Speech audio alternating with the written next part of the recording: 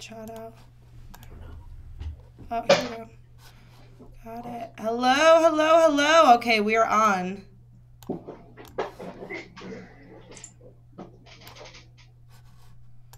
All right, so let's get OBS back up here. Okay, hello you guys, and welcome. It's me, Tina, your ejuices.com social media maven, and based on feedback that we've gotten from all of you guys, we decided that we wanted to do a show today called Ask the Juice Maker. So today I have here Bill Maxey and Chris Lumsden, Lumsden, and they're with Mayhem Vapor. So thank you guys so much for coming on our show and for being here tonight.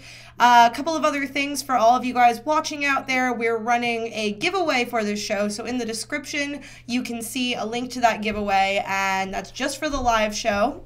But after the fact, if you guys want to use, or even during the show, if you guys would like to use a discount, Mayhem Vapor has been so kind as to allow us to run a promotion that you can get 20% off their products if you use off all of their products for the next week or so if you use the code Mayhem Live. So be sure to enter that giveaway. Be sure to use that discount code if you're interested in buying any of their products. It's 20% off for the next few days. And Bill, Chris, welcome. Thank you guys for joining us, and why don't you guys tell us a little about yourselves, about your business, what's going on over there in San Antonio, and take it away, you guys. Go ahead, Bill. Hi, I'm Bill with Mayhem Vapor. We're located down in San Antonio, Texas. We are the makers of Mayhem. We do the strange and unusual flavors, most of them with corn. Corn stars. Corn stars. Probably. You know, been a vapor for 4 years, been making juice for like the last 3.5 years. I'm pretty simple. There's not much to tell. Sorry, you caught me a little off guard. Lavender said something in channel and I was answering her. No, it's totally fine. No, I think that's great. What about you, Chris? How long have you been vaping, and I've been vaping 5 years this February. February 13th, I actually kind of did it with my sobriety date. I was sober April 28th, 2012, and I started vaping February 13th, 2013. So coming up on 5 years. I was going to commercial diving school, and a buddy of mine, this was back when Ego 900s without the LED screens and the CE3s were the newest. The CE3 just came out, was the newest technology, and the guy that the guy that made the liquids was a chemist. He's like, I know the guy that makes this stuff, and it was super hush hush and secretive, and they're like, you're very social, and we want to get in on it. So we started. I mean, we were paying double retail. I mean, we didn't know anything about it. We weren't getting stuff from China. Somebody was buying it from China, marketing it up, then selling it to us. I mean, Ego kits were going for $80 or $90 back then. It was absolutely ridiculous. But long story short, I ended up meeting my wife, Ashley. We got flown out to Texas to meet her entire family. She didn't know her mom and that side of her family for 19 years. So they actually found her on Facebook. She met them a few months before we started dating. So after there was a new man in her life, we both got flown out to Texas, and apparently the whole family vaped. And as all of the relatives are coming in from, like, we went up to Dallas, or flew into Dallas, and like your grandma and your grandfather and your 3 cousins are coming in from Amarillo, and these people are coming in from Midland, and like Ashley's whole family was randomly showing up through the weekends. And I think we went to like 13 different vape shops to make sure that the whole family got all the new gear. You know, they were impressed with my knowledge. And I got back home, and the morning after we flew in, there was a text from Jason, who's my father-in-law now, stepfather-in-law. But anyway, I want to open a vape shop. How soon can you move to Texas? And the answer to that was 2 weeks. I actually bought a trailer, put everything that we owned in a trailer, and my wife stayed in Virginia with our dogs until I got established and got a residence down here. But I ended up opening Exclusive Vapes late 2014, I believe. And that's it. I ended up meeting Bill through advocacy. He was a direct competitor of mine, you know, like 10 minutes down the road, but direct competitor, but through advocacy became friends. We're both notorious assholes, and we get along well with each other like that. But we had an extra space in my shop that we made a clean room and got all the stainless steel stuff. This was prior to labs. This was still when it was DIY. Yeah. We started making juices, and Bill asked me, he's like, hey, you know, do you mind if I use your clean room? And I was like, absolutely not. And he developed a flavor called Harmony, which is a sweet corn on the cob with butter. And I had a flavor called Blueberry Egert, which was a blueberry yogurt, just plain Jane blueberry yogurt. And the corn juice was in such demand that, like, even I'm letting him use my lab or my room, and I couldn't even get my wife a bottle. Bill's like, look, man, I made 2 gallons. I've sold 3. Like, I'm already behind. Wow. And of course, we'd go in there and sneak bottles. And my wife was vaping on his corn and ran out. And she's like, Bill, I need another bottle. And Bill's like, there's no more bottles. Bill's freaking out. He literally had orders to there fill, are none. and there couldn't. And like, I guess we didn't know, you know, all the distributors we had now. And we couldn't get one of the extracts to make it. So anyway, long story short is my wife happened to drip my blueberry yogurt on top of the corn. Blue Corn was born. And again, we were direct competitors, and, you know, we bump heads in a fun way, but it's like, shit, I guess we're in business together now. So, wow. Yeah. And if it wasn't for Vape and Hate, Bill and I would definitely not be alive today. But, you know, we just, you know, where I'm weak, you know, he picks up on, and vice versa. Like, you know. That's awesome. That's quite a journey. Yeah, and I don't do spreadsheets, so you know, it works out. It's, you know, my weeks are his strengths, and it works out. It's been working out well ever since. That's awesome. I was curious how you guys got into the kind of like the corn thing, because I saw all your guys' flavors and stuff. So why Mayhem? Why Mayhem as the name? I'm curious about that. Well, I'll start it off. I'll let him finish. So we were doing the thing. We were trying to figure out a name to do, and I told him I don't care what it is. I said I need a name that starts with M, because I wanted the initials to be MVP. That's what I wanted it to be. Was MVP. And I was like, I need an M. And me and him are just throwing stupid M names back and forth because we just can't think of what to, you know, an M. And, you know, and we kind of live our life this way. I mean, it's just chaos. It just seems like it's chaos all the time. Yeah. It probably isn't, but it just seems that way. No, and I was like, how about Mayhem? And he was like, I love Mayhem. That's my favorite thing. I mean, he's got a tattoo that says Mayhem on his back. Oh, that is awesome. That was my first tattoo 20 years ago. My AOL Instant Messenger's Mayhem PB for Mayhem Paintball. Wow. Mayhem Inc. when Fight Club came out, and they're like, we're Mayhem Inc. I'm like 12 years old going, no, it's me. I terrorize the name That's awesome. years called Mayhem Inc. So that's awesome. He said Mayhem, and I was just like, yes, absolutely. You know, like, obviously, it's like, again, AOL Instant Messenger and Mayhem. It's been my little moniker for years, like 20, 30 years, and not 30, but, you know, 20 years, I'd say, has been my nickname. And he just said it, and I'm like, I don't know why I didn't think of that. Okay, sweet. Yeah. So again, you know, where I couldn't even come up with my own catchphrase. I couldn't even pick, you know, everything was Mayhem. My email and Mayhem, and I'm just like, we picked Moonbeam Vapor product. Like, I didn't really care. Just everything Something was taken, with you know, an and M, then you just said Mayhem. Yeah. As long as I had an M in it, I really didn't care at that point. It could have been Moonbeam for all I cared.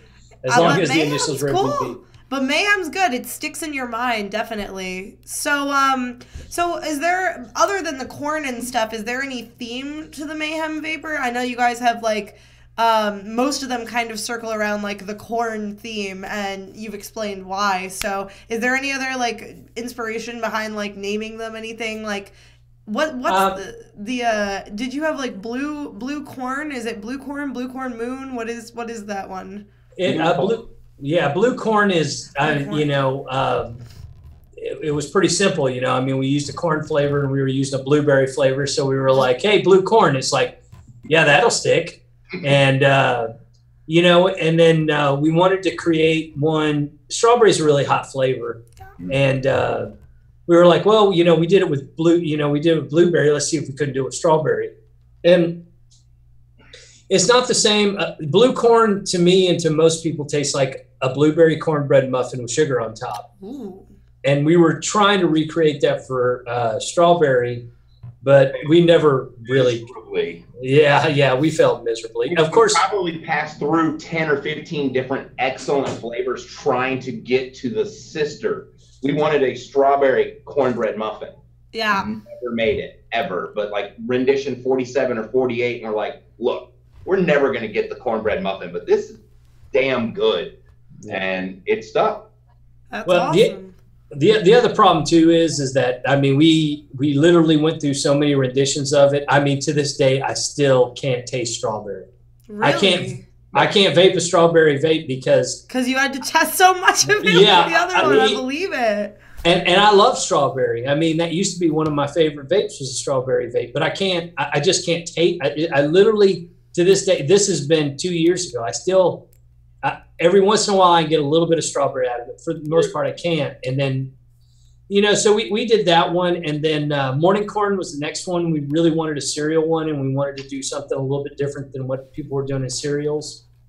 So we had the worst time ever with another M word. We're like, all right, it's got to be a corn. What are we going to call this? And morning corn, that's good for cereal, though. That's good. Yeah. And, you know, then after that, we were sitting there. We were like, man, you know, we were going to all these shows, and we were like, oh, we have a savory. I mean, we don't have any fruit at all. So we were like, all right. And we put together Jungle Juice's straight up fruit one. It's got 13 different kinds of fruits in it. Wow. And, you know, so it was just one of those things, hey, we need to make a fruity vape. I was like, okay, we can make this happen. Yeah.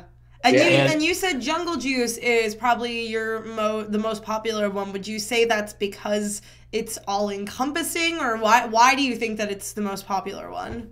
It's fruit. And it's all different kinds of fruit. Yeah. It's generalized. I would like to say it's more complicated than that, and that, you know, there's a lot more nuance to it. But the truth is it's fruit, and people and it's sweet, and people like sweet, and people like fruit. So it makes sense. And yeah. And some of our let's say blue corn, a very Southern flavor. Apple butter as well. It's Southern tradition. You know, it's like people from the like Northeast and stuff are like, apple butter, and you have to explain it to them. They're like, ew, apple. It's not an actual butter. It's like apple. Apple butter. Like, yeah. Why do you call it apple jam? I'm like, I didn't name it. You know, like I was over. They explained apple butter. It's good. Yeah. You know, cereals aren't for everybody. You know, I personally do not bake cereals. I will not bake morning corn. I own another line. I have 3 other cereals. I can't. Just not in my wheelhouse. You know, blue corn and some of the other flavors, you know, and anything that has corn in it, you do have to get past that stigma of the word corn. You have to explain, you know, some people are afraid to try it, and then they're like, oh, it just tastes like a blueberry muffin. And we're like, yes, but Jungle Juice, you know, it has a fun name. It doesn't have the corn in there that we have to explain past. Once they ask, hey, what is Jungle Juice? It's a tropical fruit. Then once they try it, it's a good flavor, you know. So you ran into issues by using the term corn. People are like averse to that. Absolutely. We were at one point. I was going to make fake labels for my shops, and if you know, I've had shops will call it and be like, people just can't get past the word corn. And I was going to make something like 10,000 calorie blueberry muffin, just like some off the wall label. And if I could make it so you could like, it was like foldable, you know, so they could show it to them, they try it, and then they're like, it's just kidding, corn. It's corn. It's corn. Yeah. You know, but yes, there is a stigma on the word corn. And some people like, even when you explain it to them and then you let them try the flavor, they're like, oh man, I just was not thinking this at all. And this is really good. And it's like, So yes, there is a stigma behind it. So we that's why we picked corn stars. We're trying to own up to it. I like it. No, I like it, and it's witty. It's definitely witty. For those of you guys who are joining us, I have here Bill and Chris from Mayhem Vapor, and they are part of our segment for Ask the Juice Maker. So they're going to explain kind of the process of making juice, their inspiration behind their juices that they make personally, and we're just so glad to have you guys. So thank you for joining us.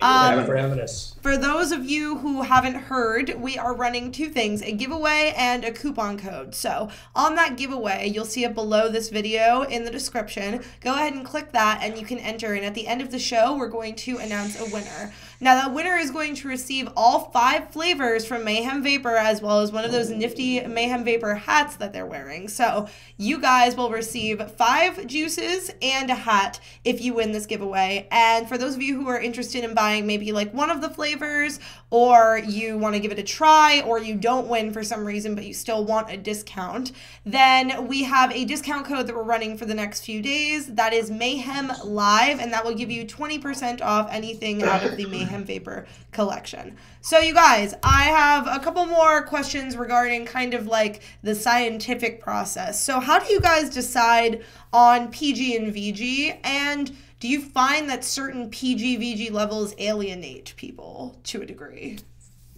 Bill, do you want to feel the first half? Yeah, you know, there's a small PG, VG. I mean, you know, back in the day, it used to be 50-50 blend, and that's what most people used in it. You know, and that was purely, you know, PG was for the hit, to feel like a cigarette, and VG was more to smooth it out so it didn't feel like you were vaping, I don't know, razor blades. Yeah. You know, then it progressed, and then, you know, you started getting higher VGs. And then, of course, the equipment that's out there always has you know, it has something to do with the way that you build the juice or anything else like that. You know, to me personally, I think that 70-30 is about as a broad spectrum as you can have for a juice. I think it's thick enough that people who drip, it's thick enough for them to use a mechanical, and I think that you know, it's still light enough that you can put it inside of a tank, and you know the tank is going, you know, the coil will wick it well and everything else like that. You know, that being said, we're at a 75-25 on ours. I still think it makes it inside of that wheelhouse. But, you know, it's basically, you know, especially for juice makers, if you're a personal DIYer or something like that, you know, you make it however you want, because who cares? You're vaping it, yeah. You know. When you start getting into the business of it and you're producing it, you want to put it in stores or anything else like that, it becomes much more apparent that you have to pay attention to, you know, what's the broadest appeal that you can have inside of a juice. You know, what VG PG is going to work for the majority of the people out there. And, you know, the higher VGs are great, but those really are only good. I mean, the newer tanks still, they can chug through them, you know, nowadays. But they're, you know, the guys are going around going, well, you know, this is 90% VG, or this is, you know, 100% VG and stuff like that. So, you know, not a lot can do that. I mean, if you got a MechMon, you're going to drip. Yeah. You know, that's great. Yeah. If you got a tank, it's not going to wick really well. And then not only that, but, you know, even to this day, I still like to get at least a little bit of a throat hit, you know, and you get literally no throat hit with VG. So, I mean, if you want to blow clouds, yeah, the higher the VG, the better. You know, if you want to quit smoking cigarettes, you know, I think somewhere in the realm of 70 to 75 is right about the magic number. Yeah. Yeah. You know, I think that's kind of the magic number there is that. So very cool. I mean, that's my thought process when I'm doing it. So, and then I'll bat it over to Chris for the other part of it. And Chris, before you get into your answer, I have a question from someone in the chat directed at you. Are those all trade show badges behind you? Yes. Yes. Okay. Very cool. Continue all the way up to here right now. Oh my God, that's awesome. And we got someone else asking, how many? 19. 19. Woo! That is awesome. Is that from all the shows that you're talking about? The ones that you guys did? Yeah. No, the first few I went to, Vape Summit in Houston was the first trade show I went to, and that was actually to go shopping for my retail location. Was not an exit. So the first maybe 5 or 6 or so were actual. I went in as a buyer to locate new product and stuff like that. It wasn't till Vape Showcase, which was our first show, Bill, as Mayhem. No, we did Summit. Summit was the first. Summit was the first one we did in Houston, and then a month later we did. Second one. I did the. You're right. It was. Yes. I walked Summit Houston, the first one, and then they had one year later. I don't know how many shows it's been, Tina. All I know is that it's been a lot. A lot. A lot. Very cool. Very cool. Over, I think between all of our vehicles, I mean, Bill, how many thousand? Bill bought a brand new vehicle actually midway through this process. How many thousand miles on that thing? It's got 15,000 miles on it. Yeah, I've had it for 4 months. Got 45. It was bought last year, and all the rental car. I mean, Bill and I honestly probably did 60, 70,000 miles driving last year. Yeah. That's crazy. That's crazy. Just in 1 year. Yeah, and we drive everywhere. Everybody, we get to the show and they're like, "Hey, man, how was your flight?" I was like, "We drove here." And they're like, "God, y'all guys are crazy. Y'all drive everywhere." And I was like, literally across the country even. Wow. But it's nice because, I mean, we get to stop in the stores and we get to talk to people and we get to meet the owners. I mean, a lot of the clientele that we have, I mean, we physically have been in their location. We have, sat down and talked to them. We have relationships with these people, I mean, it's not one of those things that they went to a site and bought a juice or, took a chance on us and did it, I mean, and we do have those too, but I mean, a lot of them are, people that we actually have relationships, I mean, definitely. We're a different kind of juice company. I mean, when you call us, I mean, it rings 3 different phones and you have a 90% chance or better of catching one of the owners or my wife, the boss. Yeah. So, but I mean, and it's always horrible when we're in the same room and then somebody calls because Bill and I both have 2 phones, so 4 phones, and his wife, so 5 phones will be going off at the same time. Yes. So when we're actually together on road trips, we'll turn off 3 of the phones get their notifications turned off because it's just bing, bing, bing, bing, bing, bing, bing, bing. It's like. No, or we'll be messaging each other. It's always like, just disregard that. That's me. That's awesome, though, that you guys are in that. So I would like to hear your response, actually, Chris, from the question earlier. Do you think that certain PGVG levels alienate people, or do you feel like 75-25 is pretty much on the money as well? I don't know if alienate is the correct word for it. Again, it all depends on the hardware that you're getting. But if your juice line...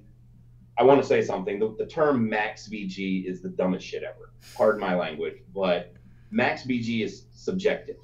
Our juices, we consider them max VG because we had to put that amount of flavoring and to get what we wanted to come out. Yeah. So we can't remove any of the flavor to add more VG, hence making our juice a max VG juice. So we never say that. We don't say our juice is max VG.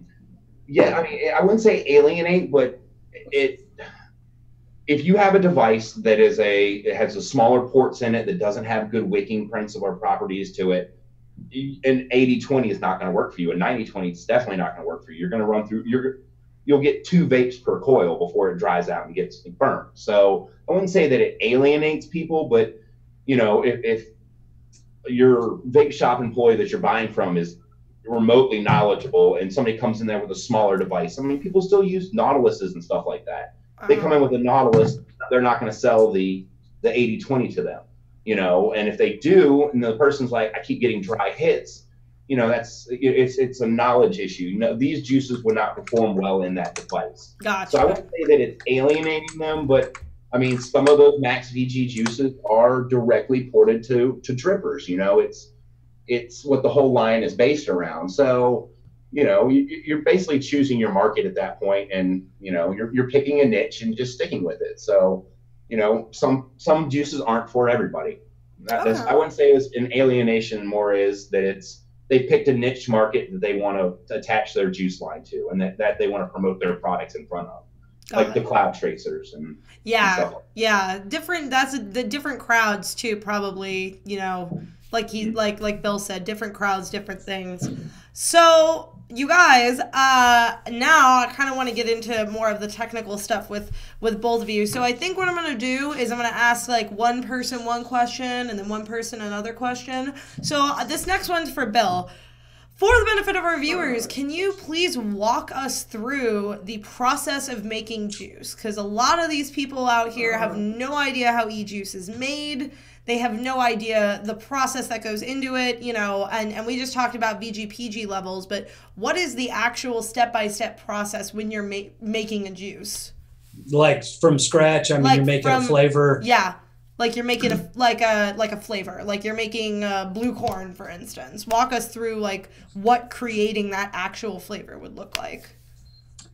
You know, it basically starts out with an idea of what you want to do, and then you know, talk about the technical side of it, like how we would prepare to make a batch of blue corn, not from ground up, more. Okay. But we're going to make 10 gallons of blue corn. Go. Well, what we do is we've changed our procedure several times. We finally have landed on the one that we think works best for us, especially in the quantities that we make it in. What we do is we've transferred everything to weight at this point. So we don't measure anything by mils or drops or anything else like that. We would, we'll get all the juice together. We take all of that, we weigh it all out, and then, you know, we put it in a container. Then from there, you know, we would, if we have to add PG to it, we would. If not, we add VG to it. And then at that point, we decide whatever nic level that we're going to use. And we use pure nicotine. So it's not, I mean, this stuff will kill you if you touch it. Yeah. And we take that pure nicotine and we put it inside of the, you know, that's measured out as well. And then we put it inside of the juice, and then it's mixed, of course. And then once we do that, I mean, basically it goes to the bottling machines. It's bottled, it's capped, excuse me, and then it's labeled. I mean, it's a fairly straightforward process for us. It wasn't very straightforward when we first started doing it. Gosh, trial and error. Yeah, there was a lot of train wrecks in there, you know, and our batches have gotten bigger and bigger and bigger, but we still like doing a fairly small batch instead of large batches. We don't go over 2.5 gallons basically is the biggest batch that we make. And we do it that way because we know what the end result's going to be on it. Because what a lot of people don't tell you is that if you start with a sample that's a 30 ml bottle and you've figured out what's inside of that to make it taste the way you want it to taste, by the time that you take that up to the gallon, it's changed. Yeah. And you have to go back and you have to maybe take a little bit out here and put a little bit in, and so on and so forth, so that the consistency is there of the taste that you want. Okay. And then after a gallon, I mean, it's, you know, you can go up to 100 gallons if you want to. Once a gallon seems to be the magic number of getting to. And then once you get to that, you know, you make 100 gallon batch if you wanted to. But wow. Yeah, you know, I would only imagine. We've never made 100 gallon batch. Yeah. No, but it makes sense. Like anything, the more that you get, the more you kind of have to tweak it. So I mean, on average, from conception of a product, you know, like when you guys mixed blueberry and corn together, for instance, to actually creating the final product, what's like the timeline on that?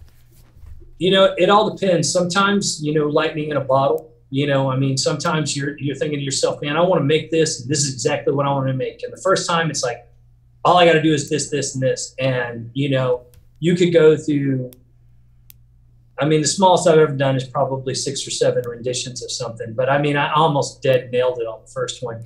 I mean, blue corn, the recipe was 100% already made juices that were mixed 50-50. Yeah. Yeah. That juice was born because my wife was running out of corn on her coils and dripped blueberry yogurt on top. Like, it was made on an RDA. Yeah. And like, try this, try this, try this.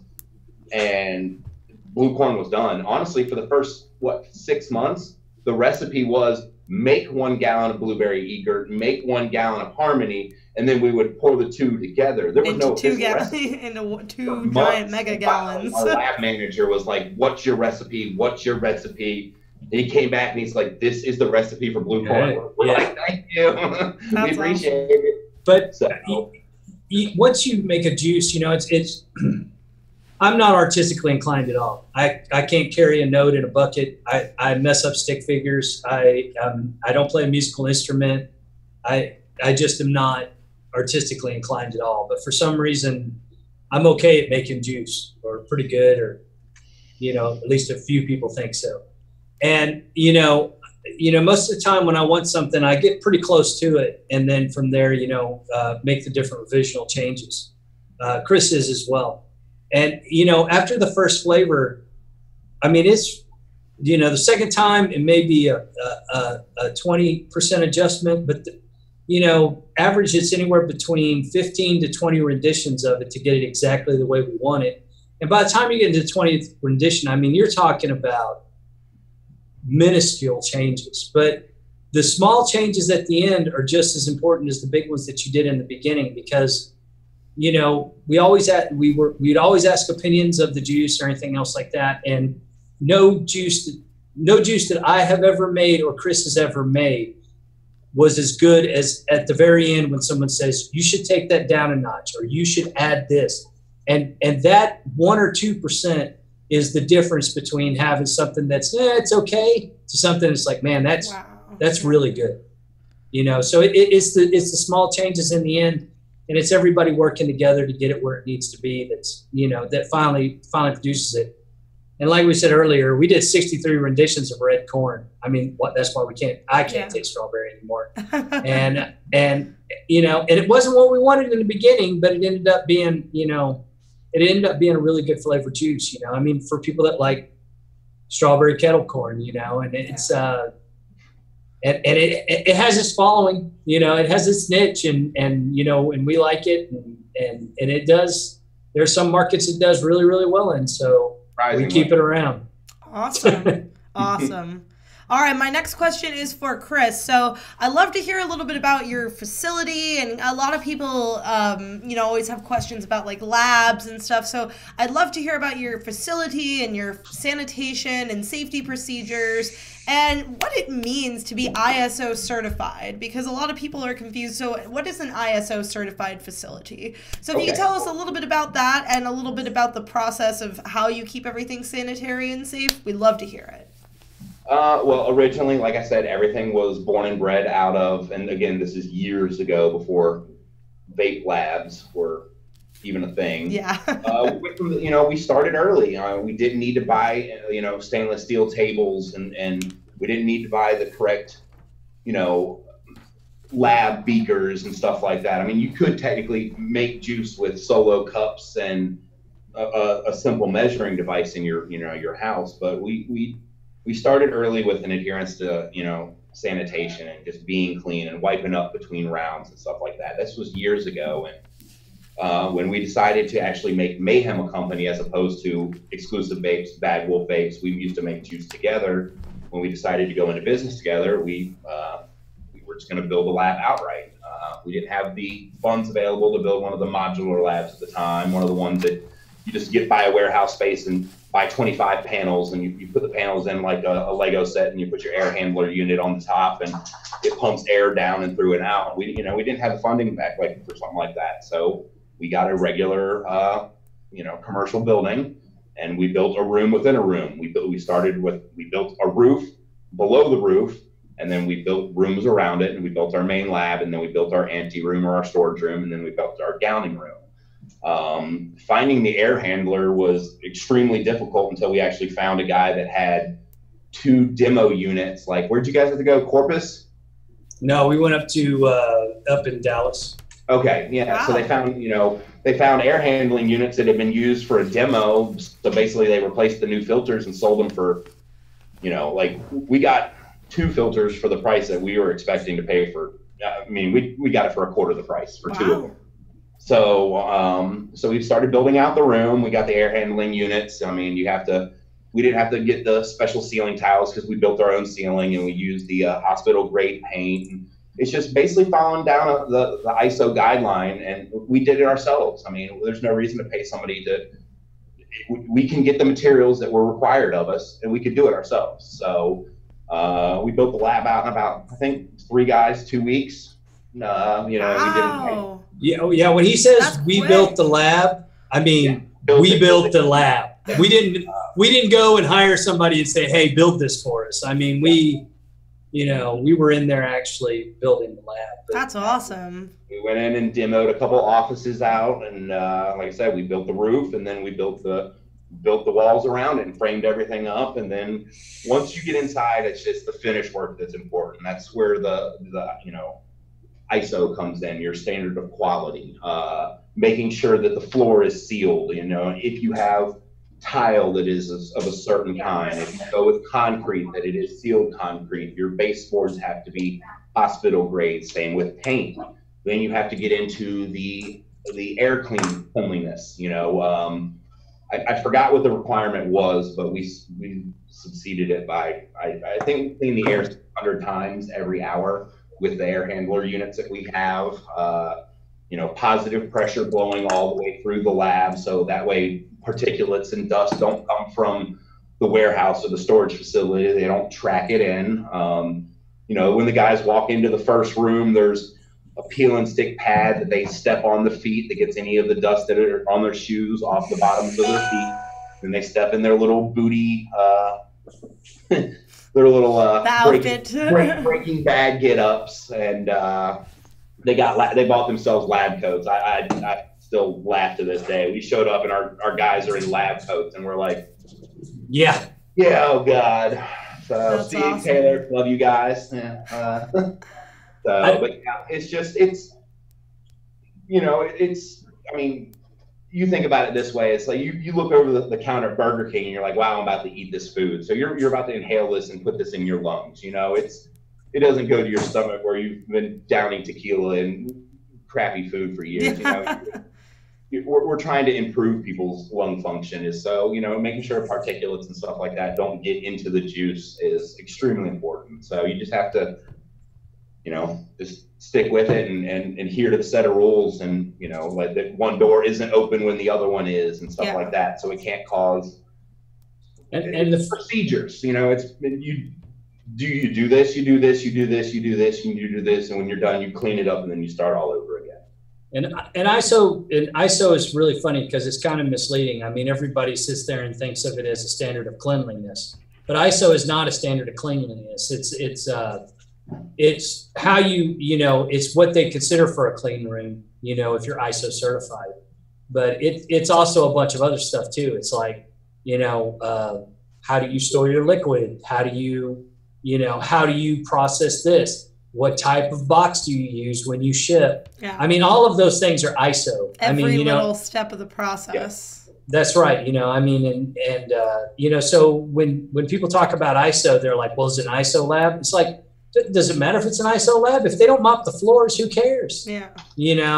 So it basically comes down to cleanliness, and everybody, even the federal government doesn't require us to have ISO equivalents for our lab or anything else like that. Although we have an ISO 7 equivalent lab, but where we were making it, when we were making it back in Chris's clean room, they were stainless steel tables. It was a tile floor. It didn't have its own separate air filtration system or anything else like that. But I mean, I felt good bottling and selling juice that way because we weren't, that's all we used the room for.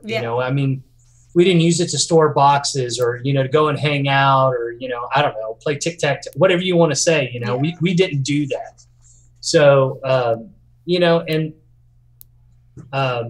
that was well before the regulations or before the sort of standard of, literally people had juice companies. They're like, I made it in my living room yesterday. Like I have to go home and make their juice. And I would have vaped it 5 years ago because realistically 5 years ago, I didn't know where this stuff comes from. But, going through all of this, and then seeing some of these mega labs. It's just, you know, Five Ponds, for example. I just, you know, it blows your mind. So it's, you know, it's just want to make sure that you're adhering to the standards that everybody else is.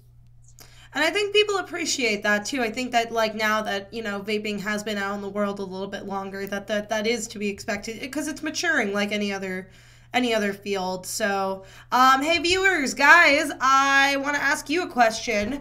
What do you think makes a juice good? And please list it here in the chat and in the comments below. What do you think makes a juice good? Now, I mean, a lot of, like you guys said, that's kind of relative, but you said that it's that extra kind of someone at the end really guiding you, saying, okay, hey, try this, get that. It's almost like a meal, like, oh, could use a little less hot sauce, could use a little more salt, so I'm curious to see how everyone else kind of, what they decide as far as what comprises a good juice. But we have a question here from Amanda for you guys. Do you have any new flavors coming out? She's saying sweet tea with lemon. She's a big sweet tea with lemon fan. If you guys do, or if you have, like, you know, if you want to do a teaser or something, let us know. But do you have any more in the works right now? Artwork. We have, I think we registered 1,800 SKUs, and we were talking about, we both had juice lines 4 years ago. So we have tons of flavors that are pre-August 8th. They're on the books, sold out of our stores for years. We are going to be bringing back over time. But one thing we did learn from Mayhem and through Mayhem is that slacking on branding, trying to save money on, I mean, doing it the correct way and not cutting corners in branding is the only thing that will really make your company shine, you know, at this point. Yeah. I mean, you can have the best juice in the world in a crappy looking bottle, and just people aren't, you know, unless the vape shop owner is physically going, hey, somebody walks in, try this new flavor, try this new flavor, and I'm like, good.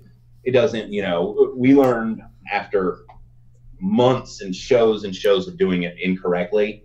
I mean, for the first 5 shows we went to, we would show up with Trilogy e-liquid on this side. We only had blue corn and red corn at the one time, and then SMC over here. So I get 100% of this stuff. Bill gets 100% of this stuff, and we only split 50%, you know. So I'm over here trying to sell SMC, and he's over there trying to push Trilogy, and everybody's coming up to, like, they're holding blue corn, and they're like, this one. They're like, where's the blue corn? Where's the jungle juice? I was prior to jungle juice. So I think it was a vape showcase in Atlanta. We got our new branding in, and we showed up with our new branding. We only had 5 juices on the table, and it has been an amazing roller coaster since that day. Ever since we released our juices, re-released those juices at the Atlanta showcase, it's just been a wild ride. That's awesome, guys. Now, oh, sorry, go on, Bill. No, I'm sorry. No, we do have a drink line coming out. Unfortunately, we don't have the tea with lemon in it, but we do have Blue Nose. Well, yeah, there's Blue Nose amendment. So, but there's it's a 3-line. You know, we're doing it. It's pina colada, a strawberry daiquiri, and a White Russian. Oh, so, that's cool. I've never heard of a White Russian one.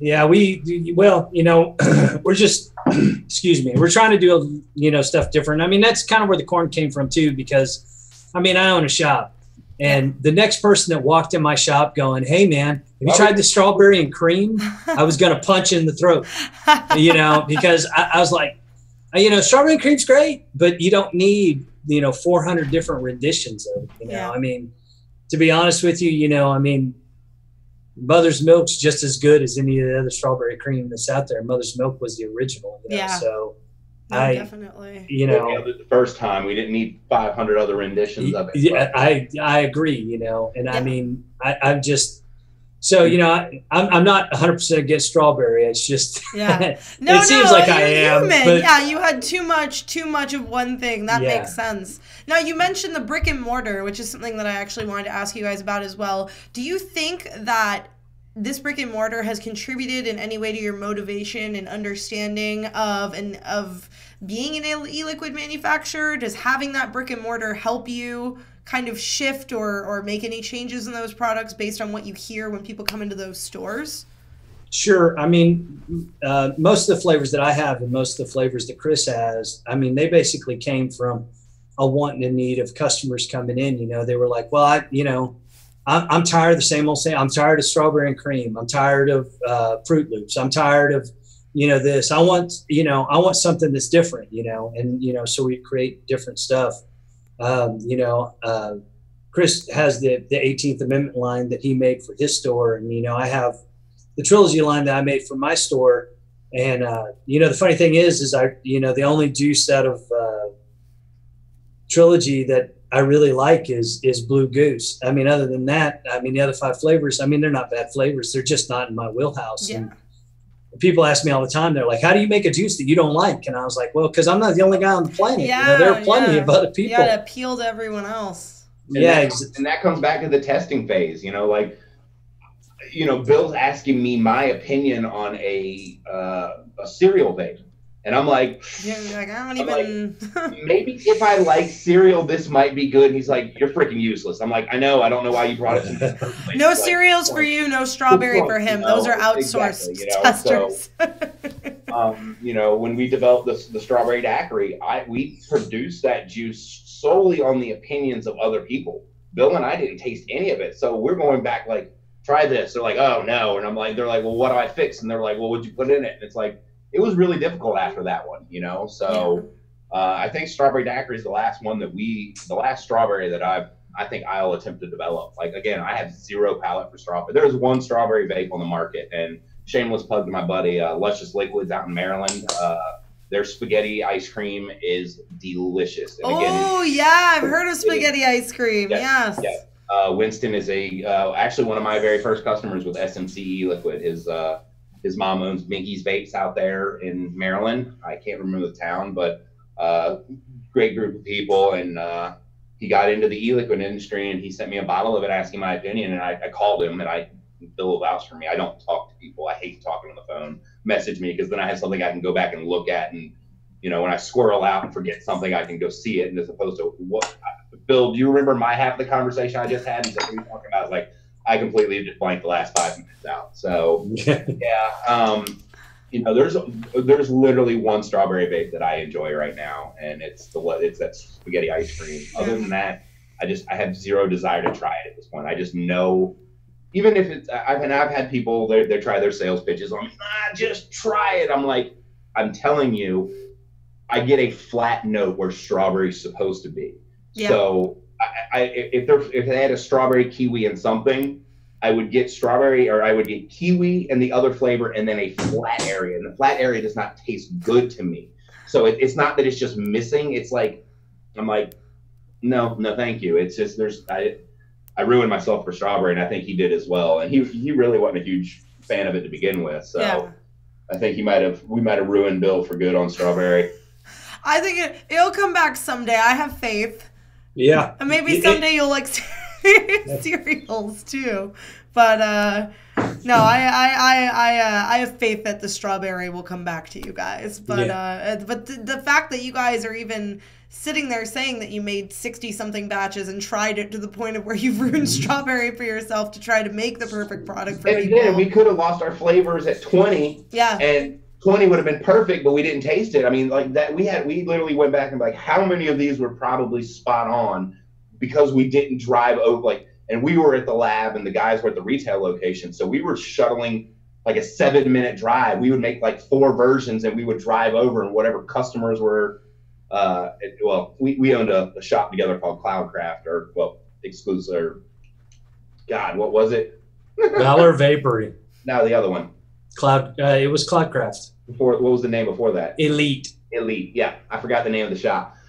We owned Elite together. My employee bought me out, and then he actually bought Bill out as well. But we would drive over to Elite like, oh my God, there's more people here. Yeah, try these 5. Tell me what's your favorite out of the 5. All right. Focus groups.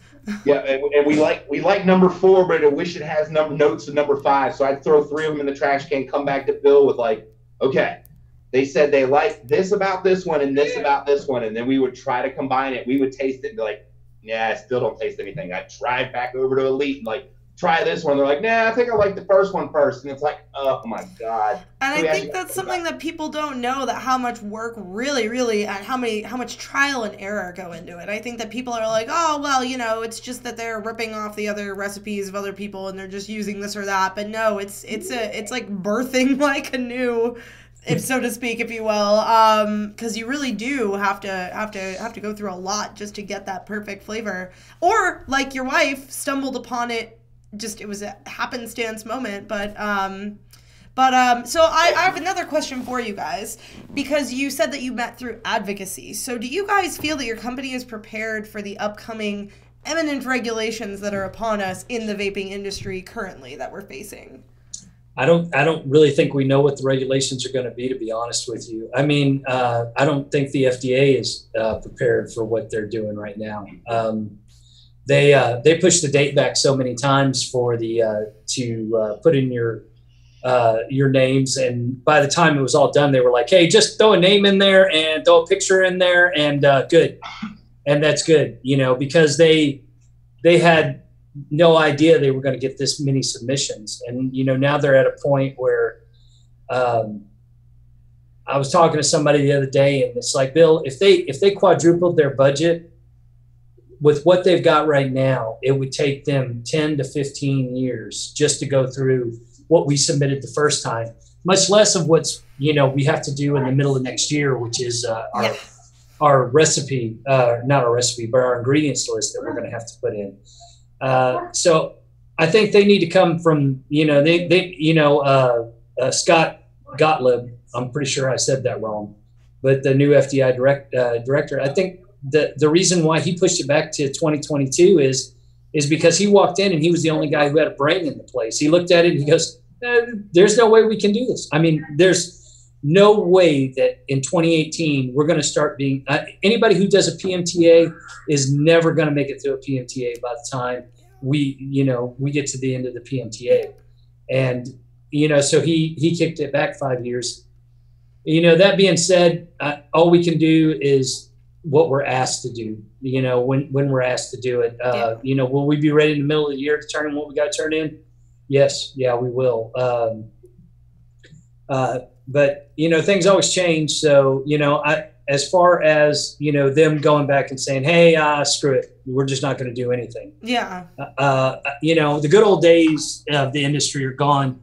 And to be perfectly honest with you, I'm okay with that, because I would like to see the bad actors get out of the business. You know, I would like to see the people that are in the business for the right reasons grow and have their chance to do things. And the people that got in for the money grab, you know, that don't care about the people, don't care about the product or anything else like that, to be basically drummed out of it, you know. But yeah, I would like some sanity inside of the regulations. You know, I'd like somebody.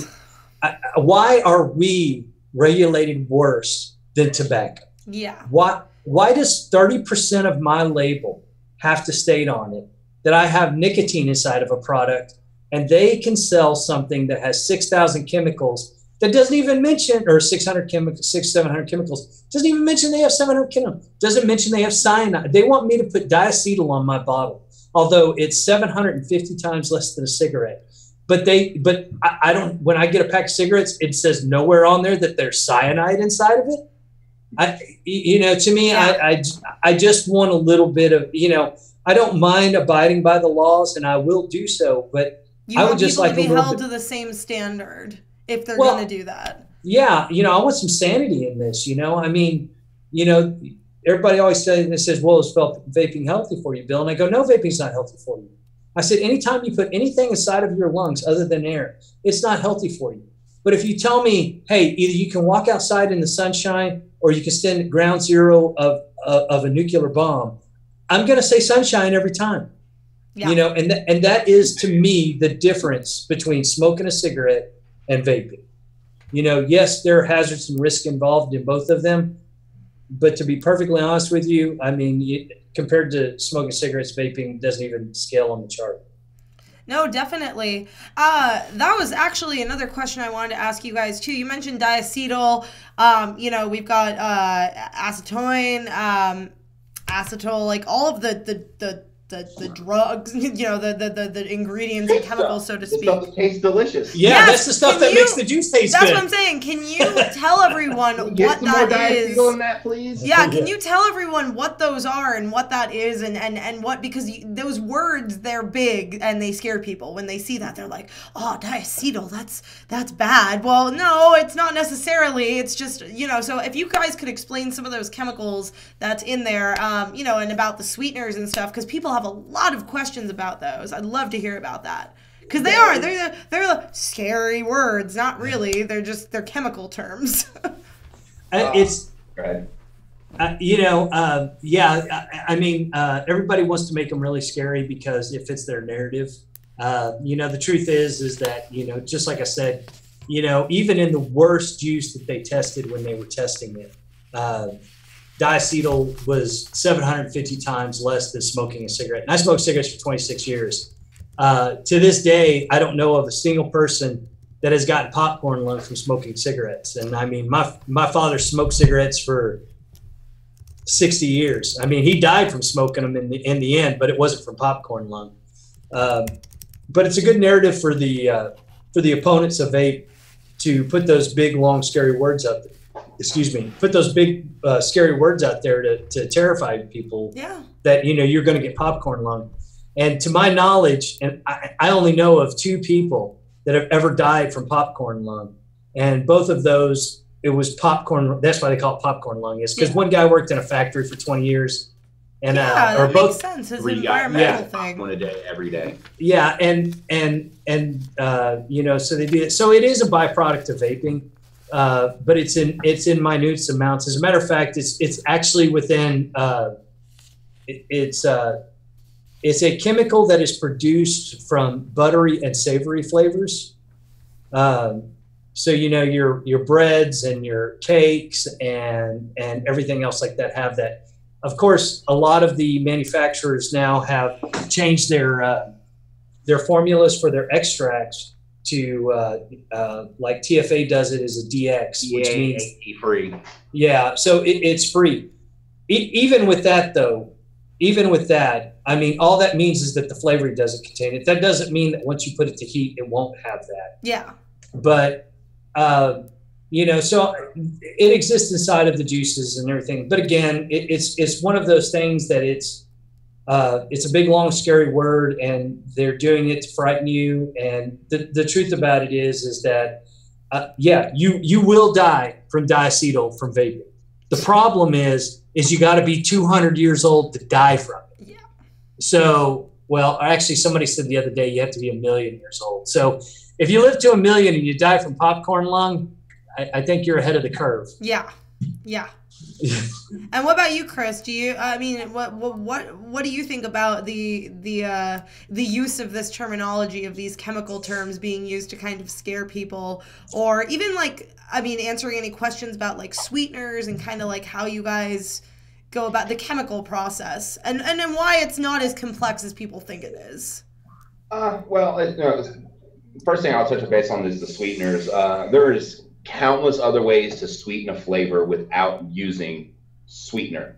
You know, so say you're doing a fruit, if you get like it's gonna be a watermelon cantaloupe or something, if they have, you know, watermelon candy, so it's a sweeter version of the watermelon. So instead of just purely adding sweetener to your juice or just throwing a mountain of sweetener on the back end, I mean, most people can taste fake sweetener almost instantaneously. Yeah, no, definitely. I would rather drink pitch black coffee than use pink packets, blue equal, you know, the stuff like that. And when you just load juices with sweeteners, you know, if you pick a flavor and then throw sweetener behind it, yeah, I literally just taste sweetener. It's like, cool, yeah, okay, that's, you know, so there's definitely other ways to sweeten juices, or using flavors that are naturally sweet, or fruits that are naturally sweet to get the sweetness that you're looking for, as opposed to just, again, like a watermelon cantaloupe something. Instead of just taking 3 flavors and then throwing sweetener behind it, see if you can't find a different company that has a sweeter version. I mean, we probably have one of every extract, you know, at least 100 ml bottle that the 5 or 6 major manufacturers of extracts, like right before August 8th, we bought every single one of them. I believe it. Yeah. You know, so if we do find a better blueberry, it doesn't necessarily change the juice or the flavor. It's the exact same flavor, but we're never going to change blue corn. I mean, I think I'd kill Bill if I came back and be like, what have you put in this bottle? This is not what I'm used to. Like, it's locked in stone. But, you know, it's like, say if one of our extract manufacturers were to close up shop and say, hey, we're no longer selling to, to vaping companies because we don't want to go through the process of having our extracts tested for that and stuff like that, or something, say they go out of business and we're forced to, to move to a different company or something like that for a certain extract. So we wanted to make sure that we were covered and had those. And, but when we were developing flavors, it was making sure that, we bought 10 different strawberries from 10 different companies, or if one company had, double strawberry, we got a bottle of that to try it. So we would, even when doing our strawberries between renditions, we would substitute the whole strawberry flavor out and be like, oh, well, you would find that one strawberry paired with one, like a cream or something from another company, wow, would perform different. Like you would get chemical notes. And if you just switch out the strawberry with the same cream, it's a completely different thing. But then you use this strawberry in something else, and you just find little ghosts in the machine, I guess, for lack of a better term. You're like, these two work perfectly together. These two work perfectly together, but if you take one from over here and put it over here, it doesn't work. But if you do this, it still works. Sometimes it just extracts mixing together just give you a undesired effect that you're really not looking for. So, yeah. But as far as, going back to the diacetyl and acetylpropylene and propylol, but all the flavors that we use are either, well, there's one flavor that does contain some diacetyl, and it is so well below the actual threshold. I mean, it's parts per million, but most everything we use is DA and AP free. Okay. Starting there is that was actually in development as something we were looking for. I know, what was it, custard or yogurt, Bill? Both.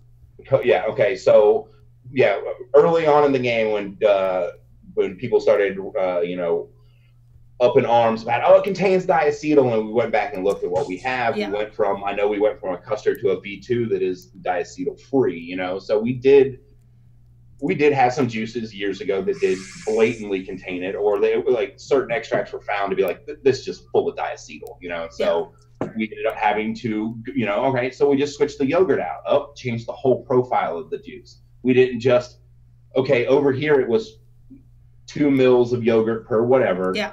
We went to put 2 mils of the new yogurt in, and back to the drawing boards. Now we had to get the flavor back to what the customers were used to. And I think with that one, there was a little bit of a learning curve. We got it back to where we wanted, but it had different notes. Like you could tell the difference between an old and new bottle. Luckily, the customers actually are like, yeah, it's equally as good, but it's not exact. But we went through the process of looking at all of our recipes and all of our extracts and going through and making sure that the ones, that we were using weren't loaded with diacetyl or loaded with acetylpropylene. So you did. So you changed up the strategy a little bit after the fact when the concern did pop up. So that's good. That's good. I'm sure that people, we wanted to be ahead of the curve. Before somebody started asking us about it, we wanted to be like, yes, we found out that the yogurt that we're using was extremely high in diacetyl, and we have taken steps. Necessary adjustments. I mean, we did it kind of by the seat of our pants in the dark at night. Bill and I get wild hairs up our ass and like, all right, we're gonna go change everything. I'm like, all right, fuck it, let's go do it. Yeah. So we went in and we're like, all right. Bill's like, I really want to remove anything that contains diacetyl in it. And I think we were at the lab till 3 a.m. that night. Like I was planning on going home when he said it to me. I was like, I'm walking out the door. It's like, I want to change flavors. It's like, okay, let's do it. So yeah. It's just about we want to be standing where we are today 5 years from now, coming out and saying hi to people and stuff like that. We're here for the long haul. Yeah. So we wanted to make sure that our brand was going to be there with us. Oh, it's fantastic. So for you guys that are just joining us, I've got Bill and Chris here from Mayhem Vapor. If you guys popped in halfway through, I just wanted to remind you, if you did hear me at the beginning of this, or if you're new, we are running a giveaway and a discount, you guys. So the giveaway at the end of the show, probably around 7:45-ish, a little before we stop the show from going, then I am going to go ahead and announce the giveaway winner. So you'll be randomly drawn. One of you guys will win the full Mayhem Vapor line, so all 5 flavors, and a Mayhem Vapor hat. So thank you guys for giving us all of that for the giveaway. We really appreciate it. And for all of you guys who are interested in purchasing a flavor from Mayhem Vapor, or maybe you don't win the giveaway, but you're still interested in trying one of these bomb flavors that we've been talking about on this show, then we have a discount code down there for you guys that's going to be live for the next few days. So whether you're viewing this now or if you're watching the live show after the fact, go ahead and try to use that code Mayhem Live, and it will give you 20% off anything in their collection. So guys, I have yet another question for you. That's just me over here, because a lot of people have, know very little about the juice making process, and there are a lot of misconceptions out there. So I'm curious if there are any aspects of the manufacturing process that you feel are misunderstood, and if you can kind of clarify this for our viewers right now, other than kind of a couple of the things that you guys mentioned, as far as like how important branding is and stuff like that. Is there anything that you'd say, what are the biggest, or what is the biggest misunderstanding as far as the manufacturing process goes? In both of your opinions. Well, 2 things, just about the last thing that we were talking about. If there's any DIYers out there, if you go to the sites like the Flavor Apprentice or something like that, they actually have data sheets on there. If you're terribly worried about diacetyl and the other chemicals like that, they actually have data sheets out there that they send to the lab, and they test their stuff, and it comes back with stuff. So if you're really worried about it, that's where you can go. I think the other misconception also goes with that is that everything out there has got this stuff. It has got diacetyl in it, which that's untrue. It's mostly savories, but they're really small amounts. I mean, as far as the industry goes, I don't think so. I think we're fairly transparent. I mean, I think, with most of us, you get what you see, which is really nice and really refreshing, because a lot of industries aren't like that. I mean, other than the fact that everybody thinks that they're going to start a juice line and drive a Ferrari the next week. I think that's the biggest misconception is that everybody thinks that they're going to come out with a flavor, and, everybody's just going to love it, and it's going to, go worldwide and stuff like that. But I mean, other than that, I think that people get what we do. We're really appreciative of the people that are out there, that are vaping, and that's. I guess another to touch on something Bill just said. Another misconception is it's not just, unless you go to one of these conventions and you happen to find one of the owners of a major distro or something, and they just happen to blow their mind instantly. Yeah. It's work, it's traveling, it's spending money to try to make money, and you have to have a thick skin. You can't just, oh, I'm gonna buy 2 gallons of VG, a gallon of PG, and these 7 extracts, and I'm gonna have a juice company, and and then 2 weeks from now, you're not like, well, where's my money? Like, I'm like, oh, okay, that's cute. Throw another 10,000 on the pile, light it on fire, and then ask me the same question. I'm gonna tell you to throw 20 on the pile again. It's, one of our biggest things was our branding. We had labels that I designed. Again, B-, C+ designer at best. I can steal stuff off of Google and remove some background and slide some things over some stuff, but I can't create from scratch. Yeah. Don't have a ton of artistic vision. If somebody tells me I want this, I can probably create it, but thinking of like, all right, what am I going to put on this? Where's my placement going to be? We definitely fielded that out to some professionals, and we will never go back. The guys at Drip Print Design in Virginia Beach are the only ones we allow to do our label designs. Ryan and Josh. Josh is a Illustrator god. There's no other way to describe it. He does things in Illustrator that he can do 5 hours worth of my work in 3 minutes, and that's not an exaggeration. I'll contract him to start working on my labels, and 10 minutes later he's sending me proofs, and it was from scratch, like instantaneously. And I'm like, yes, wow, that's beautiful. And then he's like, the rebranding, the blue corn labels that you guys see now, he sent me one copy of blue corn, and I was like, that is not at all what I had in my head, and that is far beyond what I ever thought. Far beyond what Bill and I would have ever done. Yeah. Like light years. And then we decided to go with the metallic labels and the foil, and we got our first order in, and we cracked the box open. Actually, it got shipped to Bill's house, and I happened to be there when they landed.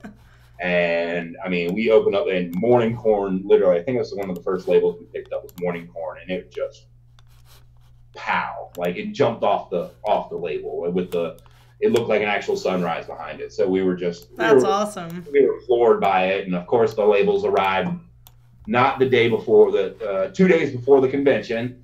So all hands on deck till 2, 3, 4 a.m. labeling. We ended up peeling a lot of old labels to put, we're from that moment on, from the second I saw the new labels, not a single old label was going out the door.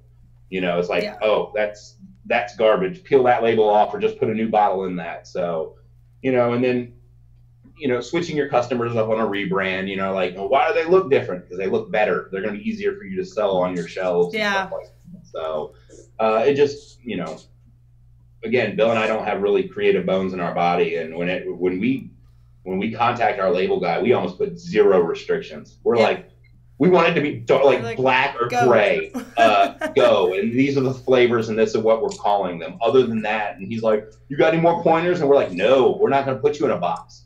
Every time that we like, hey, we need a backdrop design, he comes back and we're like, yeah, that you're like, yes. All what we were thinking, that one, yes. Yeah. So we never try to.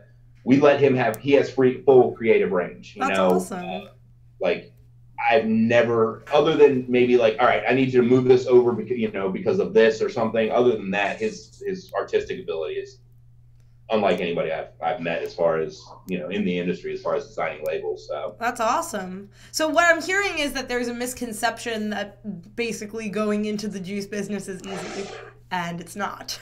And if Bill's charred strawberry taste buds have anything to say about it, then it sounds like that seems to be the biggest misconception. And I've actually heard people say that before too. So thanks for sharing that, you guys, because I think that that's a across the board kind of a misconception that this is easy, and it's not. It's a process, and it's a lot. I keep hearing trial and error, and all hands on deck. And that's another thing that I seem to have noticed with a lot of vape companies, even with our company. It's very much like if something needs to get done, everybody, it doesn't matter like what you're doing, what department you're in, everybody comes in and helps on it.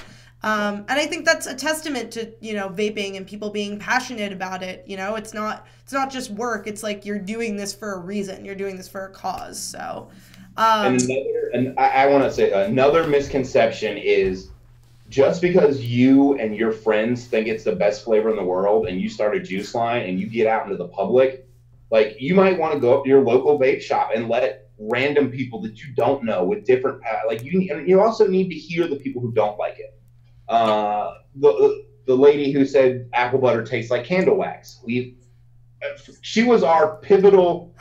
She's like, it tastes like a candle. We're like, just keep it. This isn't for you then. And the next person. How does she know what a candle? Oh my God, this is apple butter. It's delicious. And she's standing right there, and we're like. And then we had I think it was like 7-8 months later. We were in a shop. They're like, this tastes like a candle, and we're like, oh my God, you're the second person. It's like, not like a candle would taste, but the smell of a cinnamon apple candle. And I'm like, I'm hoping that's what that crazy lady was yelling at us about. I'm like, okay, but yeah, maybe the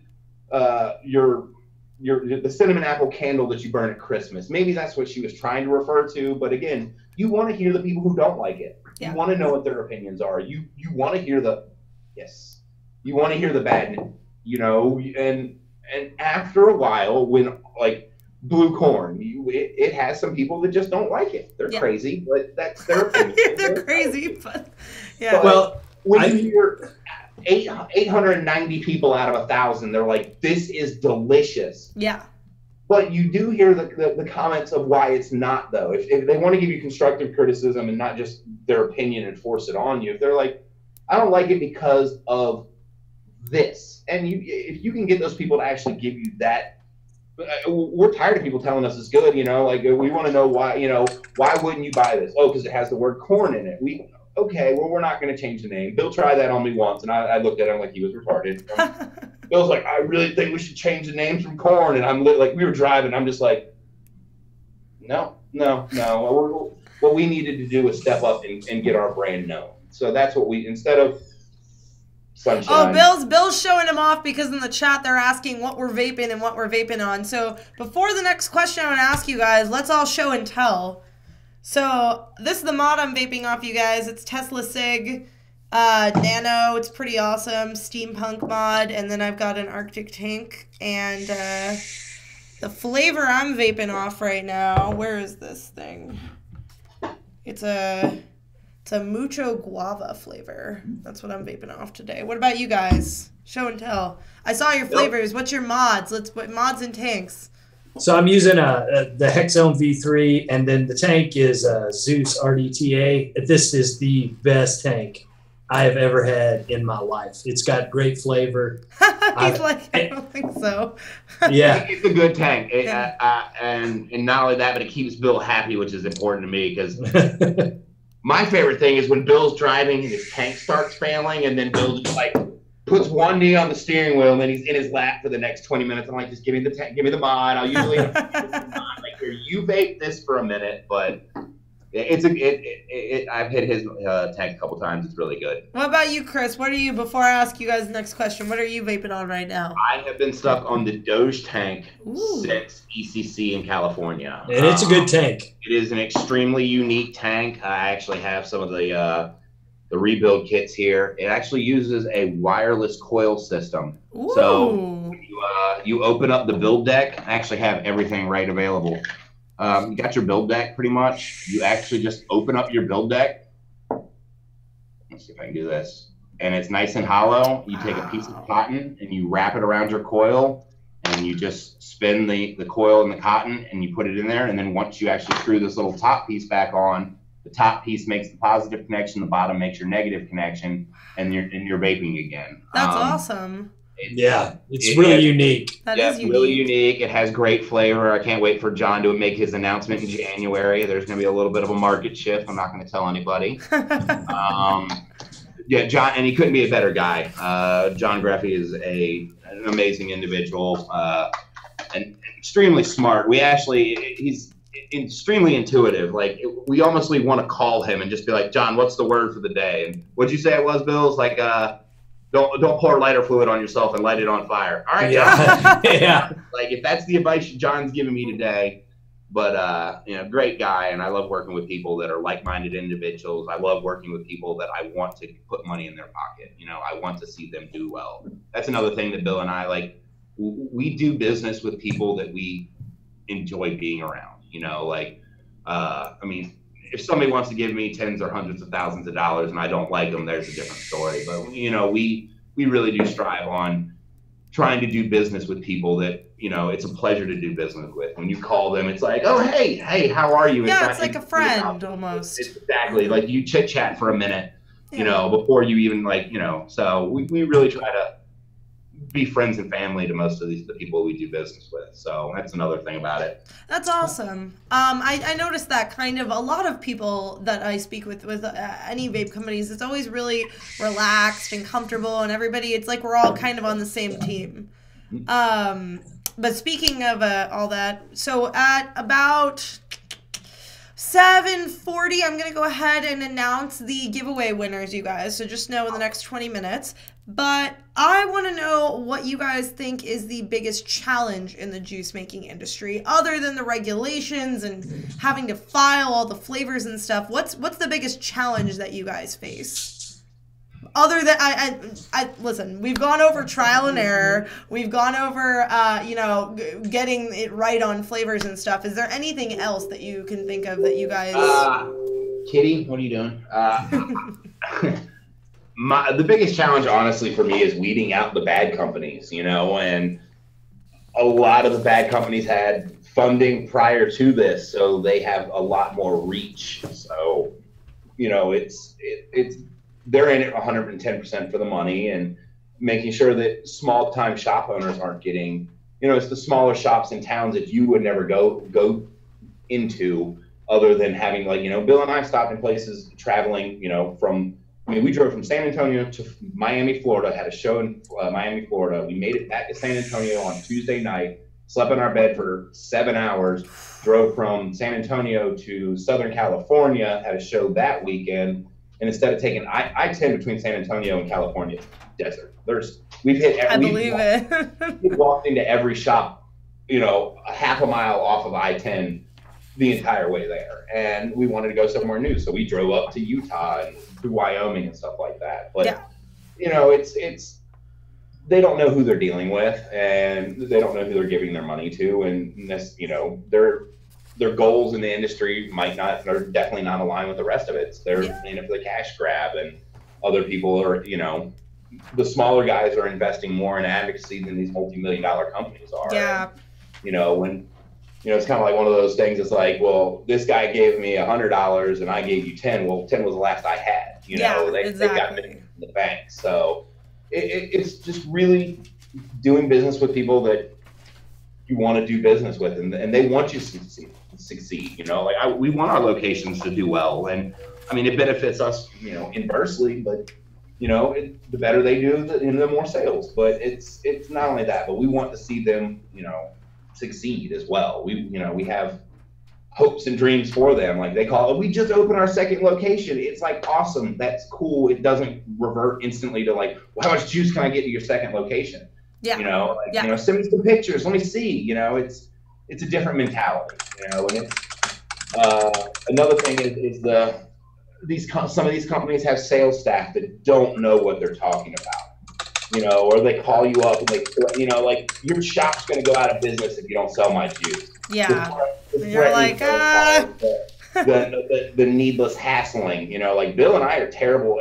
If anybody watching is a customer of ours, and we do not call you, that's because we're not going to call you. Send us a message and say, hey, I'm running out of juice, or say, hey, please call me once a week or something like that. Because Bill and I owning brick and mortar locations, Bill and I, it takes an act of Congress for Bill and I to like go out and just randomly make cold sales calls. So, that's just not how we run it. It's we don't want to hassle you 5, 10, 8, 13 times until you buy. It's when's a good time. One guy told us fall. We called him in fall, bought, instantly.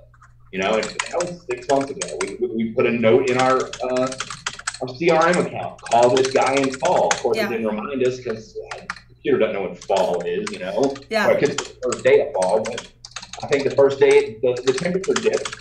We called the guy like, hey, fall's here. He said, oh yeah, let's get apple butter here immediately. So it's not.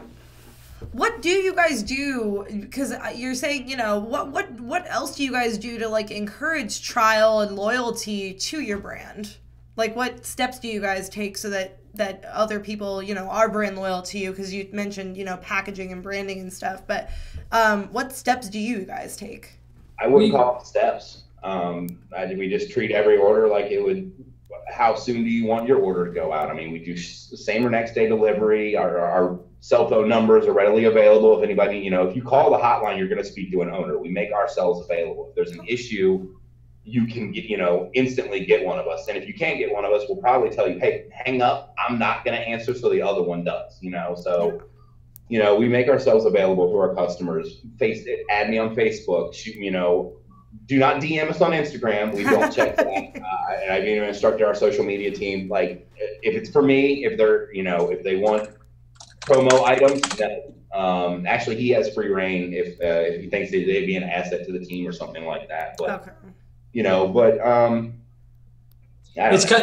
boils down to customer service. Above branding and everything else like that, we've gotten more miles out of making mistakes and making it right with people than anything else. You know, I mean, that's always the true test of a company is not if they do something wrong, because, you know, I mean, inevitably we're all human and flawed and we're going to do something wrong.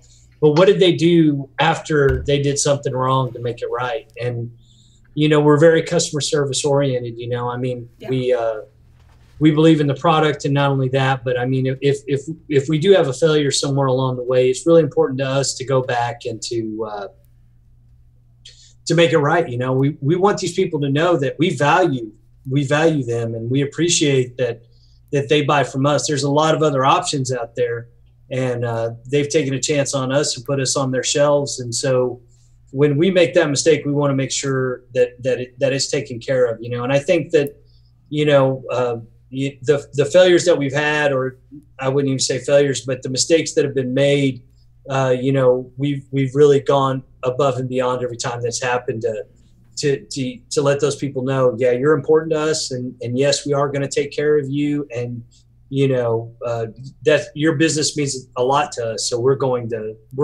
do what it takes, not only to earn your business, but to keep your business. And then there was a lot of growing pains with that. I mean, you know, going from supporting 8 to 10 shops that, you know, purchase our liquid to over 150, you know, it's making sure that people don't get lost in the wash. I mean, there was we had to implement new systems and make sure, you know, implement new tracking systems. It's the volume got to a point where the old way wasn't working. And, you know, we hate it when something slips through the cracks, but when you go from, you know, 2 orders a week to 20 orders a day, you know, there was a period where we dropped the ball a couple times, and people were like, hey, my order never showed up, and we'd go back and, you know, like a shipping label was created and never got shipped, or in case in point, USPS, if they mess something up, we'll go ahead and eat it and try to get the original package back to make sure that they have the juice that they paid for on their shelves. You know, it's like, you know, we get phone calls, where's my package? I'm like, it was delivered to the post office on Thursday at this time. I don't know, but I will try to locate it for you. Yeah. You know, and dealing with shipping and shipping issues is just the bane of almost any company's existence. I mean, you hear it from everybody, you know. I mean, heck, my Christmas present was shipped 2 days ago from Virginia at 2:37 or 2:27. An hour and 7 minutes later, it was delivered to a person at the UPS post office in Virginia Beach. What? So, luckily, it ended up showing up today, but tracking said it was delivered in Virginia Beach. So I'm having a panic attack. You know, it's like there's probably something valuable in there for my dad. Why is it? It's literally in possession of USPS at this time, an hour and 7 minutes, delivered, picked up at post office in Virginia Beach. I'm like, not, and again, it showed up today. So, you know, I mean, sometimes a package gets dropped off with a bundle of packages, and I don't know what happens. You know, we had stuff show up 2.5 months later. Like, a guy called me, he's like, dude, you're not going to believe it, but remember all that hassle we had? Yeah, it's like the package showed up. Or they decide to, my favorite is when they, like, break them open and they just throw them in a garbage bag with a note stapled to it, and there's, like, luckily our labels aren't paper, thank God. Oh, and my God. We have cool customers, like, you know, they call us up and they're like, oh my God, this is so bad. And you're like, oh my God. They're like, yeah, after washing everything, which we don't want them to have to go through. We don't want our customers to have to, like, they hand you a bag and all just juice all sliding down the side of it. And so, like, after washing everything, we had 2 broken bottles. They're like, it's in the mail right now. You know, we'll have those out to you. And some of them are cool, you know, like, just add it to the next order. And me, I'm like, I have ADD. Yeah. I'm going to send them to you now, or I'm never going to remember it. And you'll have to, like, it's not going to, hey, I thought you were going to ship me those 2 bottles. I'm like, I probably was, you know, like, I wish you said something. So try to take care of an issue as it comes up. And again, it's growing pains, you know, it's when your expectations get blown out of the water, you know, like, all right, I expect us to be in this amount of stores by this time. And you're almost at double or triple that in that amount of time. And then it's what you had set in place absolutely does not work anymore. I mean, we actually changed the way we manufacture juice from mills to then weight. And then we went from weight to doing, you know, we making gallons of concentrate. you know, it's a learning curve on how to, you know, in the growth process. We found that doing it the millimeter way was like way too slow, so we started doing it by weight per individual gallon. Well, that worked great for a couple months. Again, it ended up being too slow where you make 1 2.5 gallon batch of extract, you know, all done by weight, and then you put the amount of extract per, you know, so say it's 75-25, you put 25% extract, fill with VG, good to go to the next one. So it cut down on production time and stuff like that, and it allows you to reach those next, you know, large scale orders. And every single time it's a shock. Like next time you break into a new market, the first order is like, hang on, you want how many bottles? And it's like, okay, you know, like you're like, well, we're gonna. And we try to keep our juice on the shelves for no longer than 2 months before it goes out. So we don't backstock mountains of juice, because we try to keep up with our you know, we try to a nice even flow of things. You know, stuff's going out the door as new stuff's being made. We're not going to make 10,000 bottles of juice and then sit on them for 6 months. We want, you know, we actually have a steep time, and then we try to, you know, the juice, they say juice is good for up to a year. I vape juice that's 3 years old. It tastes the exact same, you know, but as far as us selling it, like I might go grab something off the shelf that I haven't vaped in a couple of years, and I have no issues vaping it. Doesn't taste any different. If you look at it, it's not separated. In my opinion, it's good to go. Again, but the products we sell, we try to keep it in a specific time frame as far as how long after it was produced. We like to keep it for at least a week in our store before it goes out the door. That way it can have a little, you know, like everything can meld together perfectly and then get, you know, and sit on the shelf for a little bit. But then again, we're also trying to get it out the door before it steeps too long and the color starts changing and stuff like that. Yeah, keeping it fresh. That makes sense. That makes sense. So, but then you get hit with one of those 10,000 bottle orders, and we don't have 10,000 on the shelf because we wanted to keep it fresh. Yeah. And we run into that. Okay, well now we have to ship it prior to our normal steep time. So it's trying to get, you know, if we have deals in negotiations with larger companies, and we try to gauge their seriousness throughout the conversations, or we give them, hey, it's a 2-week lead time on your first order, a 1-week lead time on your second order, and then after that, you order and ship the same day. We just want to make sure that we ramp up efficiently with the amount of demand that's coming in. We don't want to be sitting on pallets of bottles that, you know, a 6-nic will turn a darker color than we want to sell it at. I mean, we've thrown out mountains of juice that are just like, would you buy that? No. And it's like, you know, and we're throwing juice out. It's just, we try to keep it as fresh and as, you know, we also want it to be steeped a little bit too. So again, it's a fine balancing act of making trial and error. Trial and error. Absolutely. Name of the game today. For all of you guys who are watching out there, we're going to be announcing the winner to our giveaway around 7:45. So 10 to 12 minutes, so you guys can get your last minute entries in if you guys haven't joined that giveaway. We also have a coupon code going on right now. So you can get 20% off any of the Mayhem collection, which I've also linked below, for the next few days. And since I'm in the middle of making an announcement, you guys, before we go into our next segment, we are definitely, I wanted to let you guys know that we will not be having a show next week. It's the holidays, but be sure to join us again on the 2nd, January 2nd, because we'll be having a show that night. But due to the holidays and stuff, we'll probably be, so this is our last show until the new year. So you guys are actually the last show of 2017, closing out the year right. And one more question, guys, before we get into this giveaway. So I really can tell that you guys are both very passionate about advocacy. It's how you guys came together. You've mentioned advocacy a few times throughout this show. So what are you guys doing out there in San Antonio to help with that advocacy? What are you guys doing personally? And is there anything that you'd like the viewers to know about your personal views on advocacy, or what they can do to help on either a Texas or national scale? I'm going to punt this to Bill. I wasn't in town for the most recent thing. It's the Tobacco 21 movement that they were facing. I'm no longer in retail. I am solely focused on Mayhem and manufacturing and distribution. Okay. I sold my last store to my employee, and it's actually extremely successful shop. But Bill being in the retail scene and with the Tobacco 21, where they're trying to, make the smoking age. So he was the one representing us in the industry, along with other bunch of great people from San Antonio. But you can take over. Yeah, like you said, we have the Tobacco 21 down here, and I know, and if you're not aware of that, basically what that is that they want vape and smoke to be raised to 21, and I have a lot of issues with that.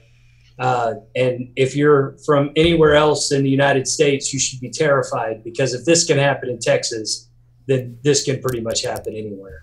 And my biggest problem with it is that they're going to hold us to the same standards of tobacco, and they have no idea what vaping is. And, and I've talked to a lot of people, and they're like, well, I don't care if they do it with cigarettes, Bill. I just don't want them to do it with vaping. And I was like, well, I care if they do it with cigarettes, not because I like cigarettes. To me, there's no redeeming quality about cigarettes. There's no redeeming quality about tobacco. All it is an addiction that gets you sick and kills you in the end, and you're paying to die for it.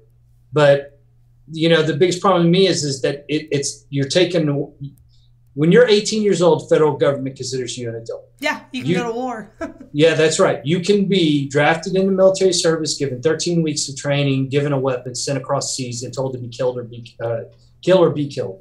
You can also be treated as an adult in a court of law, which means you can face lifetime imprisonment, or if you're in Texas, you can be sentenced to death row and you can be killed. All of these things can happen to you. And all of those are insignificant compared to, hey, I'm 18 years old and I decided I wanted to smoke or I wanted to vape. And when I went down there and I went to talk to him, I told him, I was like, there's 4 ingredients in the majority of liquid out there. Other than nicotine, can you name any of them? And they couldn't.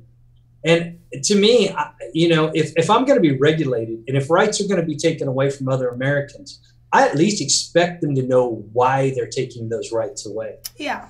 But, as far as advocacy goes, the biggest problem with advocacy is that it's tough. We all have jobs. Yeah. A lot of us have kids. A lot of us,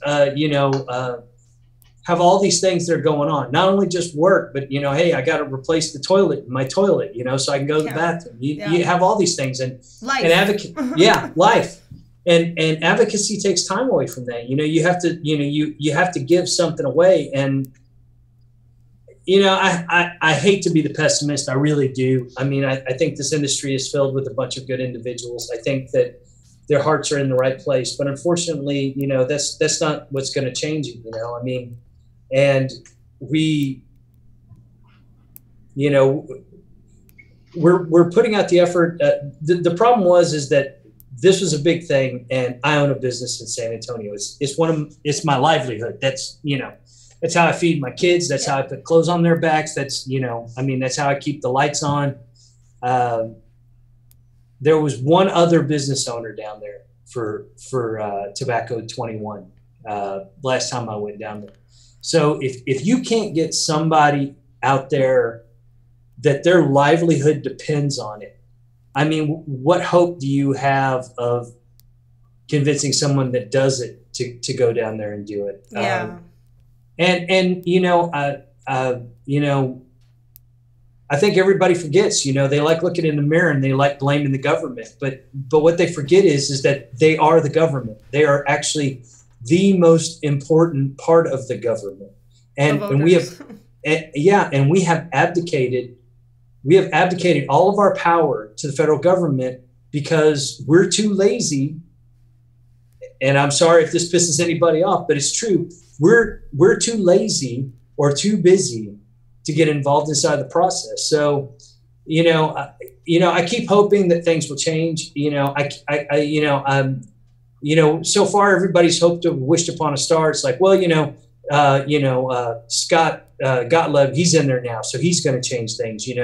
Well, there's so much research out there now that there's no way that they could possibly not look at the research and understand, how much healthier this is than smoking. And these politicians don't care.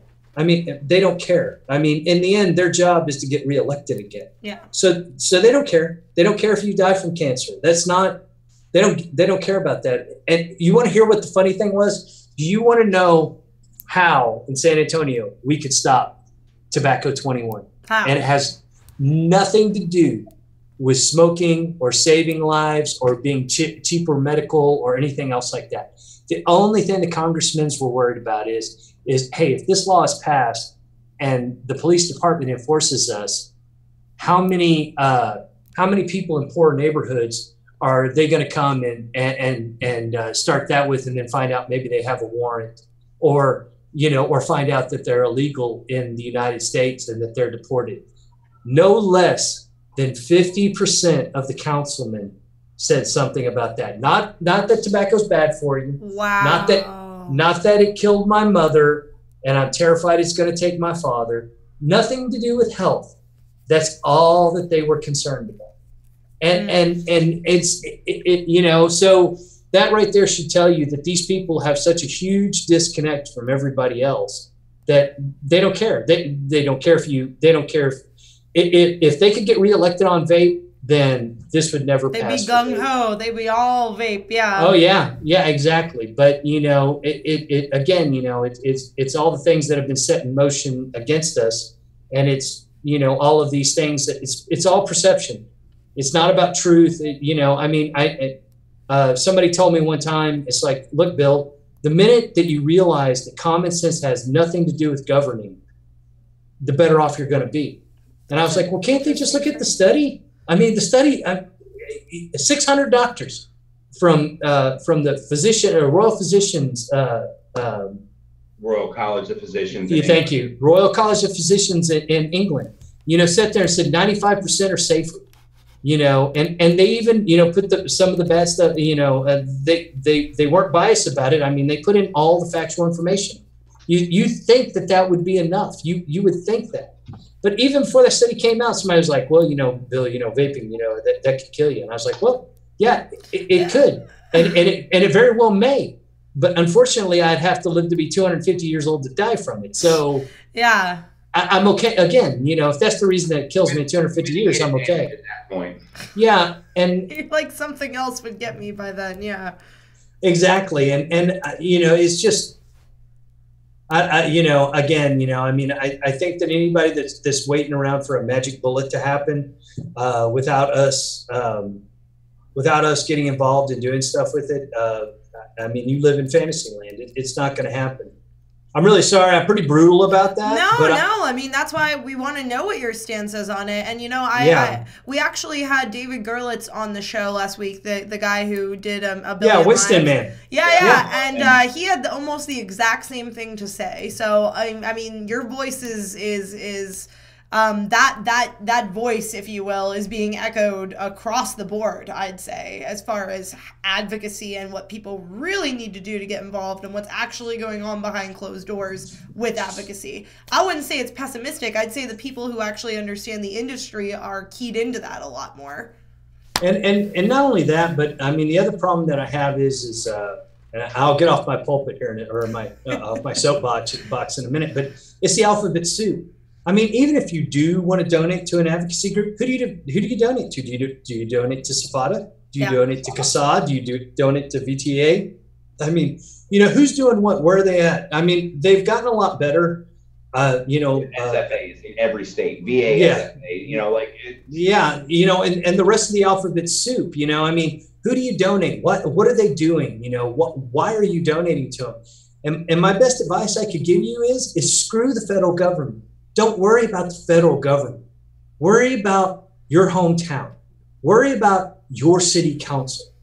That's where you need we did it wrong. We started at the top and we thought we were going to get trickle down. Well, we didn't. It went to the top. They stopped us right there and it never went any further. But if you're local and you're dealing with councilmen and stuff like that, you have a much better chance of success than you do dealing, we can't even convince the minnows. I mean, how are you going to convince the great white sharks not to eat us? And so I think we should be more focused on a local level, and we should be more active inside of our local levels. Because if they're at least as small of a chance that we have a chance there. But I mean, those guys up there, I mean, in Congress, it doesn't matter. It doesn't matter your political leanings as far as that goes. If vape would guarantee them another 4 years in Congress or another 4 years in the White House, or diehard advocate. Yeah, that's right. I mean, we wouldn't even be having this conversation. Absolutely. So I mean, that's where we are with advocacy. I'm not saying don't do it. I'm not saying all hope is lost. That we're going down into a black abyss and there's no hope or anything else like that. There has been some good changes. I don't know if everybody's aware, but about a week and a half ago, the Congress approved the modified Cole Bishop Amendment. Yes. It's going to be ratified, and hopefully that it went through the House and now it's going to the Senate. So as long as it's included inside of the Senate, anything that happened or any product that was available August 8th, 2016 is grandfathered in and doesn't have to be a PMTA. And that's huge because if we don't have to have PMTA, that means that there's a lot more products on the market. There's a lot more sub-ohm tanks. There's a lot more mods and a lot more other things that won't have to go through this huge lengthy process that there's no human way that I don't even think the FDA could get one done in a time span of what it was talking about when it was talking about a year's time, much less the hundreds of thousands of millions that are in there. So it's not all doom and gloom. No. You make very valid points. You do. I actually I think I was saying that right at the same time as Amanda in the chat, but you do. You make very valid points. So not doom and gloom, but definitely focus on small government, which I think that in any capacity is always where people should start. They're always talking about general election versus local election, but I am in agreement 100%. So it's 7:45, you guys, so I'm going to go ahead and announce the winner of our giveaway. And for those of you who may have popped in or you had forgotten, we are giving away the entire line of Mayhem Vapor, so the 5 flavors that they sell, and a Mayhem Vapor hat. And you see them wearing them, the hashtag corn stars. Love that, by the way. So I'm going to go ahead and randomly select a winner. And after the show, I'm going to go ahead and shoot an email over to whoever the winner is. And you will receive that entire line. We'll work it out so that you get all of your juices and your hat and everything. So I will email you after the show. So, drum roll, please. I am going to pick the winner now. All right, that's all I got. Yeah. No, that was good. That was all the drum roll I needed. So I'm on a page right now, you guys. All right, I'm drawing the winners. And our winner is Ralph Potter III. So Ralph Potter, who we made a Mayhem believer out of during this. Ralph, you are the winner to our giveaway. So you will be receiving all 5 flavors by Mayhem Vapor. And he actually said earlier in the chat, he was like, you guys convinced me. I got to give it a try. Well, now you have an opportunity to try all of their flavors and rep their awesome brand with the hat. And I love the way that you guys even did the M in the V and the P all kind of together. Like, I love that design. Was that your graphic designer too, or did you guys come up with that? No, that's all Ryan. That's okay. all Ryan. All right. Well, I think that Ryan's awesome for that, because that's a great idea. Print and design in Virginia. Ryan's gonna watch this show and be like, "Why are you guys so obsessed with me?" So listen, guys. First of all, I just want to say once again, thank you so much for coming on our show. We really appreciate it. I think you guys both discussed gave us a lot of answers on questions that I myself, and I'm in this industry, but for people who maybe don't work as closely have had that I've heard coming up. So thank you guys for joining us. In closing, I'd love to hear any last thoughts about like juice manufacturers, about Mayhem Vapor, about advocacy, any last thoughts that you'd like to leave our viewers with. And for those of you who are watching, we will not be having a show next week because it's the holidays, day after Christmas. So join us on the 2nd. And thank you to you guys for being our last show of the year and really closing it out right. So any last closing comments that you'd like the viewers to know? and this is happening in one of our group chats right now. I just want to let everybody know that Bill and I are not holding hands. That they're in separate places. Bill is holding his own hands, and my hand has been photoshopped out. And I'm not trying to date your husband. I promise you. She's zooming in on her phone and screenshotting it. And she's That's like, awesome. Like Bill's hands. So yeah, I know. Touch base with that, but you know, as far as the, you know, I really can't give new advice to any companies that want to come up because they probably don't have projects that are pre-August 8th. But to the do-it-yourselfer, don't be intimidated. You know, I mean, at worst, you waste a few dollars of material if you're making it in small batches. Try something if it doesn't work, and if you keep constantly making juice that doesn't work, make your batches smaller. That way, you save your materials and stuff like that. But don't be intimidated by it. I mean, there's 4 or 5 chemicals, or not even gonna say chemicals, materials that go into making e-liquid. Do some research. There's plenty of stuff out there.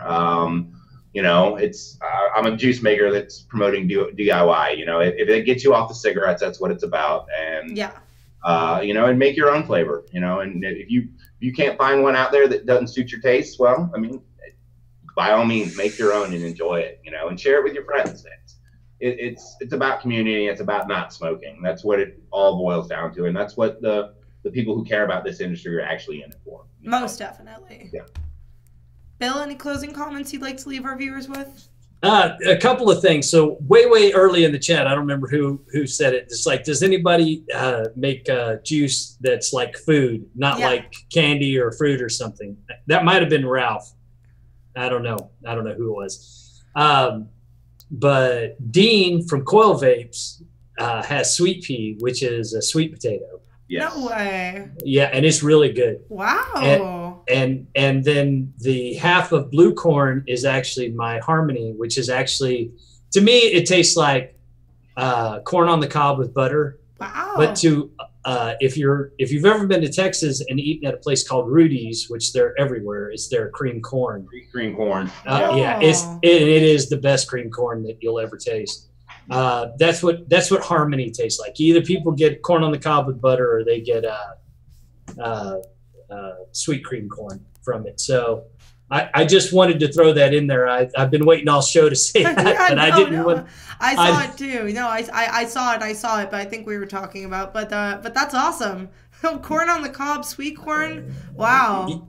Yeah, I don't. When we sell it, we don't even tell people what it is. We're just like, hey, you want to try something weird? And they're like, yeah. And they try it, and they're like, man, this is really good. What is it? Corn. And it's like corn on the cob with butter, and you can just see their faces. They're kind of like, but you know, out their ears like I shouldn't like this, but I do. Yeah. So like, I don't know why. We get the most sideways comments too. Like, this is actually good. Like, yeah. Backhanded kind of. Yeah. At one point, again, it's my ADD. We actually had like a running list of just the dumb people say to us at conventions. Awesome. Like, I was expecting this to be terrible. It's like, thank you. Yeah, you're like, oh, thanks for your faith. Like, there's a better way to say that. But at one point, you know, the first few times, like, did you just hear what they like? Yeah, and we kind of let it go after we just started making jokes about it at that point. Like, this is actually not bad. Like we just, you know, we want to come out here and bring crap out here and put it on the table. Like, yeah, nobody likes it. It's horrible, but we're here anyway. Yeah. But it's just some of the sideways comments or the backhanded the comments that are just funny to us. We were literally going to put a banner up there with all of them, and somebody, you know, it kind of hide it a little bit when they say it. It's like, you're number 4. That's so funny. You know. I love that. You know, so, but yeah, it's fun. It's been an adventure, and we'll be here kicking around years from now, hanging out in live video chats with you guys. What do we say? We're the cockroaches of the industry. I mean, it doesn't matter. You can't kill us. We'll be here 5 years from now. Like, the blizzards, the nuclear war, survive it all. Yeah, I mean, we're alive only because of vape and hate. You know. Yeah. And if we're having too good of a day, literally, and I hate phone calls. I've said this numerous times. I'll call Bill. Bill will be like, hello.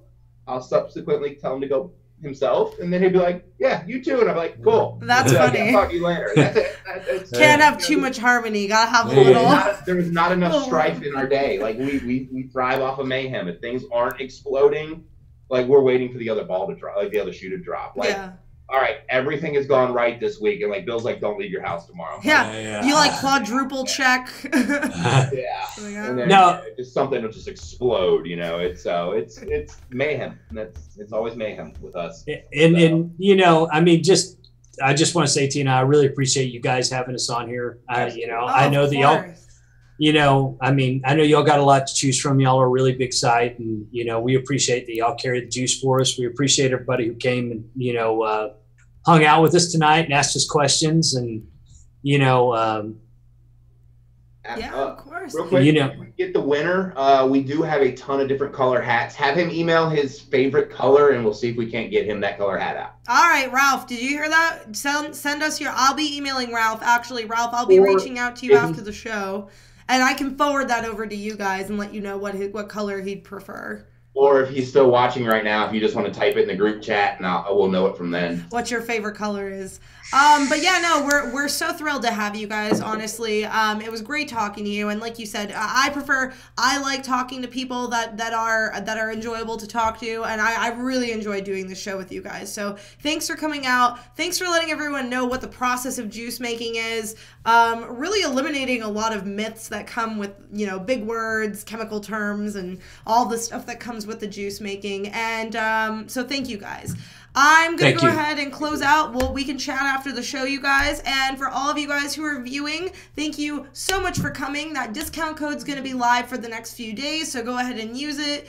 And I will see all of you guys on January 2nd. We're not having a show again next week. We're doing one January 2nd. So Merry Christmas, Happy New Year, Happy Holidays, you guys. And thanks for joining me. You guys have a happy holidays and Merry Christmas. Have a good evening. Merry Christmas. Good night, you guys.